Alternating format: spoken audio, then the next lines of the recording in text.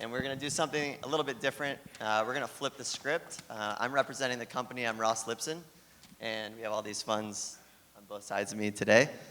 So we're going to have the funds pitch the company, and to understand, instead of us entrepreneurs always having to pitch the funds, we get to listen and decide if we want to accept an investment from them. So a little background on myself. My name is Ross Lipson. I live here in Bend. My current startup is Dutchie. It's an e-commerce solution for the cannabis space.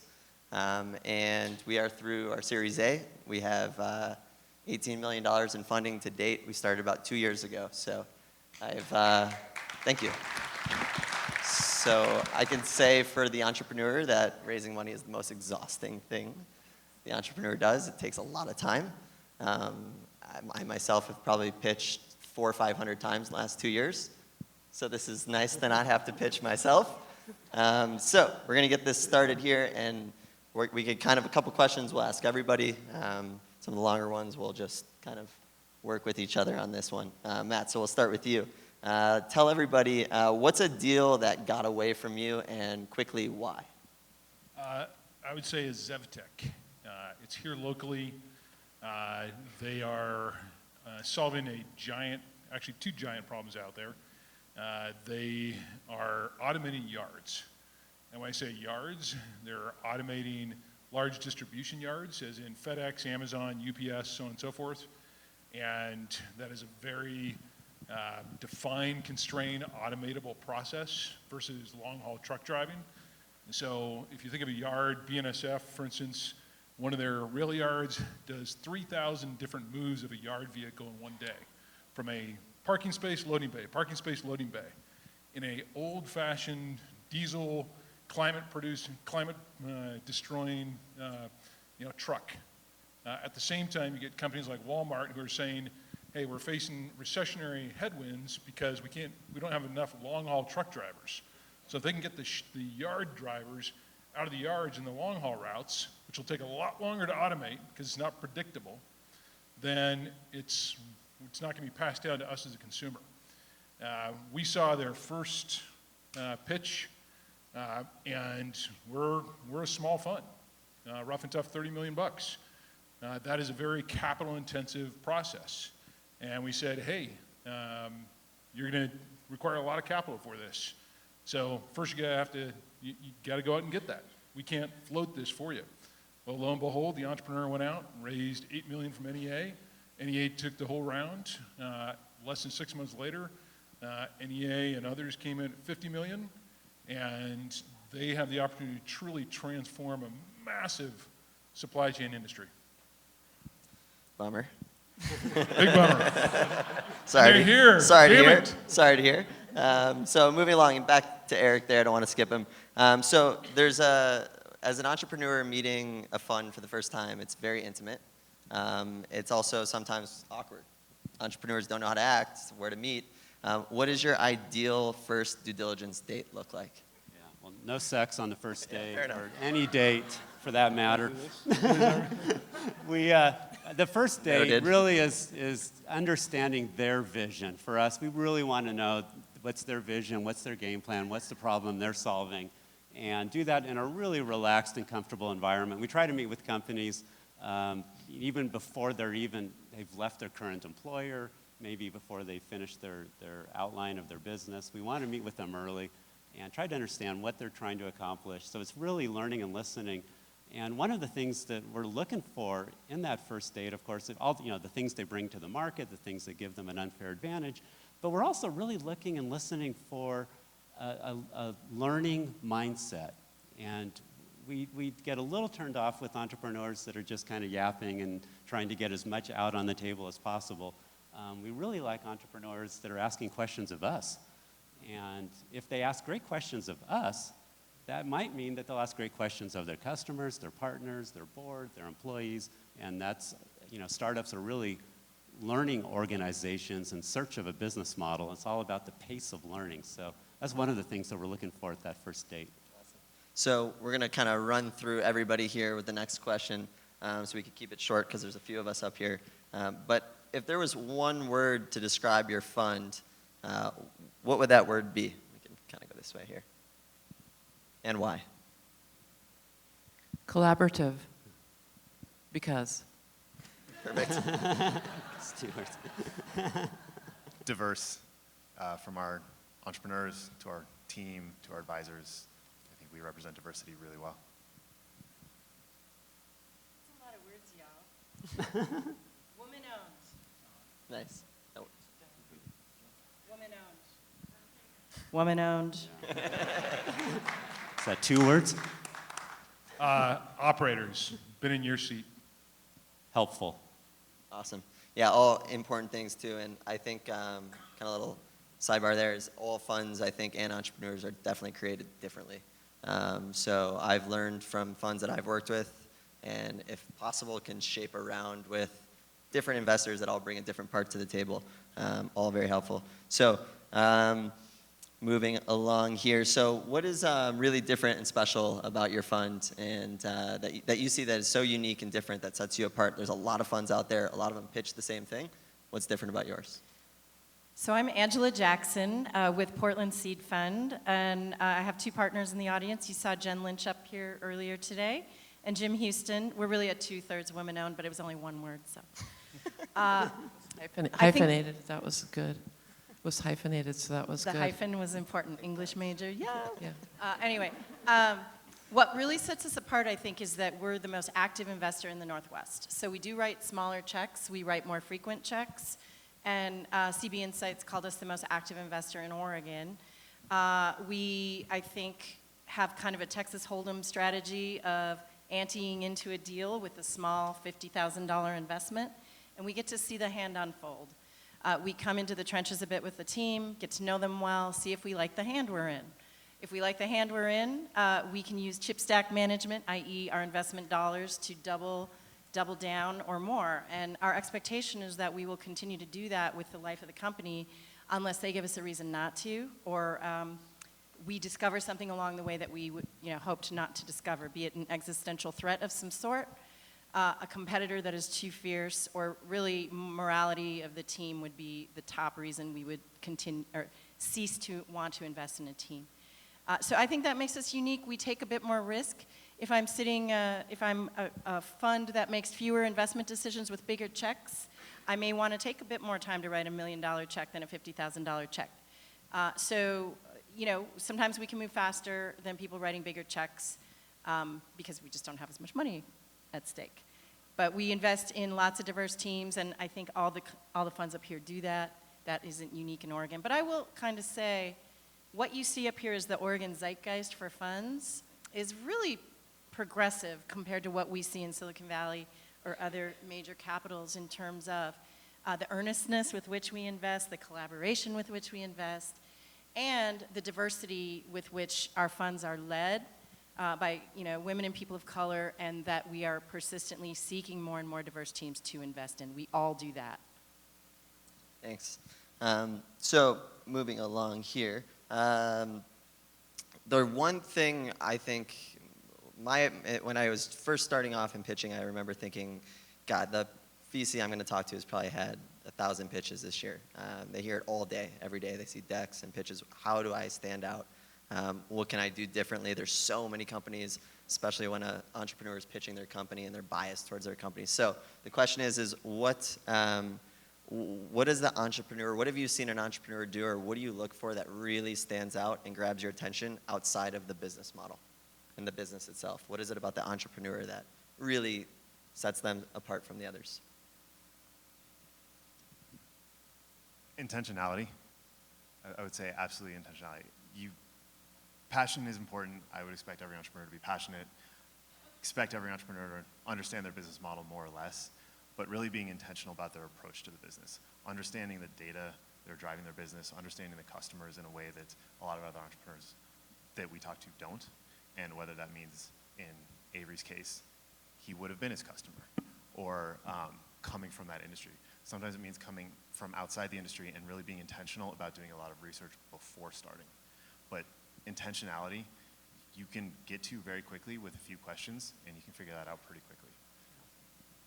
So Yeah, you can answer that question. I get more than one word this time? It's all you. Okay, thanks. You got it. All right. Everybody, shh. This is important. So I notice a common trait in the entrepreneurs that we invest in, and that is if you just break, say, type down into two types, there's entrepreneurs that want to win at all costs, and there's entrepreneurs that are interested in success at all levels. And so the entrepreneurs that we tend to invest in, I think part of this is stage, but they are all, without question, people that are interested in success. So financial success, the success of their customers, the success of their community, the success of their own leadership. And I think that is something that we look for, because at the state, I work with Cascade Seed Fund, so we're a seed stage investor, and a lot of times there isn't a huge amount of company to evaluate, and so that early impression with the entrepreneur is really important to us. One thing that, so all of these funds are early stage, seed and early stage funds, and one thing I learned at my first seed round, which is not the company I'm at now, I was young, I was 18 years old, not too much old, I'm 32 now, but was very young then, 18. That's almost twice as old. When I was 4, no. And I didn't know, it was kind of an awkward situation was after the first round closed. I didn't know really how to be, really truthfully, what type of cadence to have, and how often do I communicate, and what do I do with this fund now? He just gave me all this money. Definitely grateful for that. I know how to use it on my business, but I really don't know how to use them. So I think the most, if there's any piece of knowledge that I've learned, is really how do you take advantage of the fund as an entrepreneur? Because these funds, I mean, it's not just money. There's so much more value to a fund than money. In fact, money is like the most invaluable, or the least valuable aspect, I personally think, as an entrepreneur to the fund. Money is all over the place. And there's some money that's not, people call it dumb money, and that term is fair. So let's all go through and spend a little bit of time on this one. I think it's definitely warrants it. And what's the best way to take advantage of the fund? Is it, a weekly or monthly investor update with specific asks? Is it saying, I'll let you guys kind of share what you think is the best way to take advantage of you. Yeah. So we have a process for that where we have an obligation to our investors to provide quarterly reports. So we ask the company for quarterly information. We've really condensed it so it doesn't take a long time, but one of the first questions we ask is, how can we help? Because as a seed fund investor, we're active but not activist, so we want to be helpful. So the answers to that question, like we've helped companies in our portfolio find Series A investors for their next round of funding. We've helped a company find a needle in a haystack CFO for a consumer products company, just different things like that. And to not, I mean, if you have done the diligence on the fund, then they should be a good partner.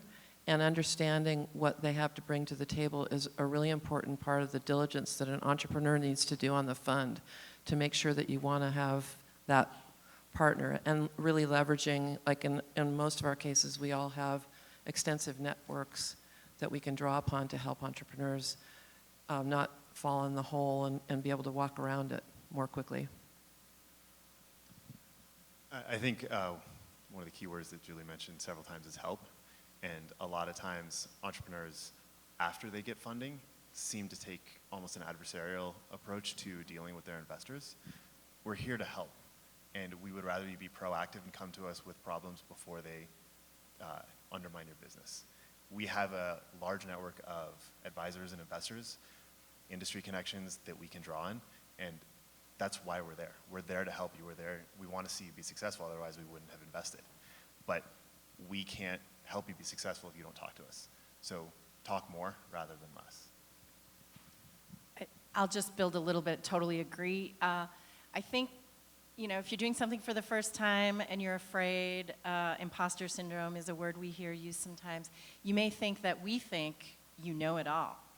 And in these early stage funds, we don't think you know it all, but it's hard for us to know if you don't help us know where you need help. So Most of the people we invest in are first-time CEOs. We expect them not to have come out of the womb being a good CEO. We expect to help them develop their CEO skills. Running a board, Matt and I have served on a board together with a first-time CEO running a first-time board. We expected that that would be part of our duty as directors, is to help that CEO learn how to run a board meeting. So we know you don't know everything. I think we do expect you to be expert in your vertical. Like, if you are the world's best, I don't know, name it. I sell weed online. Yeah, like, you know how to do that better than I do, okay? So you better know how to do that. But I can help you with your board. Yeah, right. Everybody in Bend knows that. Yeah, exactly. To follow on to this, I tell entrepreneurs, look, your board members, your investors, your advisors, you need to think of in terms of this, one, the stage you're at, and two, as you would an employee in many respects. So if you're bringing on a certain employee to solve a certain problem at a certain stage of the company, then you need to be thinking about your advisors, your investors, your board members in the same way. And I want to leave board meetings where, yes, we're holding the entrepreneurs accountable, but this is a problem-solving exercise in terms of the relationship, and it should be the CEO, the entrepreneurs, which are assigning tasks to me. That, hey, what's my role and responsibility as well as a quote-unquote member of that team that's rowing in the boat? I can tell you, and you said, hey, we're supposed to sell our funds. I just got back from Dallas with one of our portfolio companies where I was the business development rep and booth representative at a trade show for helping build business and relationships and get customers and clients, et cetera, et cetera. You should be expecting and pushing your investors to help problem solve and be active like that. And if not, then they're a check. I think the panel has said it well. At the Oregon Venture Fund, we're part accelerator, part venture fund, part community. And before we invest in a company, we like entrepreneurs that are politely persistent. And it's a chance to see what it's like to work with them. After we invest, the communication and transparency is vital. The more we are up to speed on the challenges that an entrepreneur is facing, the more we can be helpful. So we agree that being communicative and transparent, and don't wait until it's too late. Yeah, I think like one thing I've kind of pick up on that question, well, what the answers is like especially first time or early stage, I think it's all, you've built the whole relationship on hype. You know, you're not going to go into a pitch and start talking about your negatives, but we all have them. And no business at any stage, no matter who it is, biggest, smallest, early, late stage, everyone has their problems. So for me, I remember the first time I had to come to my investor and just said the truth, which was like, we have a problem. And I think it's just understanding that that's obviously okay, and that everybody knows that that's inevitable. So getting ahead of it. But I think we have time for one quick question. One word, we'll rip through everybody here. What is the worst thing about your fund? About your fund. And you can give it a couple words if it might need a couple words. No. You can't act like it's a tough... It's hard. You can't just think of one word on this. Too small. And I'll say this from an Oregon perspective overall, that Oregon faces a capital shortage versus other states. Yeah. Like if you were to, I think collectively all of our funds up here actually equal, I think you may have said it yesterday, one of the single funds in the state of Washington. Too small, too much, not enough capital for entrepreneurs. That's what I was going to say. We can all use that one if we need to. We all want to piggyback on that. I just made it easy for everybody. We'll take it to the audience. Let's all have the audience say what's the worst thing. No, I'm just joking. Well, yeah, I appreciate it. It's too long. You went on enough time. Yeah, we can talk about it after this. No, but thanks everybody for thank you guys for answering these questions. And I know it's a tough time to get to flip the script and allow the entrepreneur to kind of rip on the funds and ask all the questions that kind of get slipped under the rug. So thank you guys. Thanks everybody for coming and listening. Thank you. Thank you. Yeah.